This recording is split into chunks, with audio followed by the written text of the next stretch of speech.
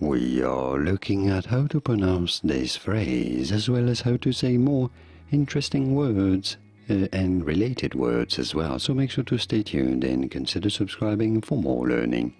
In British English, because the American pronunciation is slightly different, this is said as filial, filial, filial, piety, piety, filial piety. In American English, however, this is usually said as filial, same pronunciation here, filial piety, filial piety in American English versus filial piety in British English. And now you know. Did you get this? Was this any helpful? Could you hear the difference?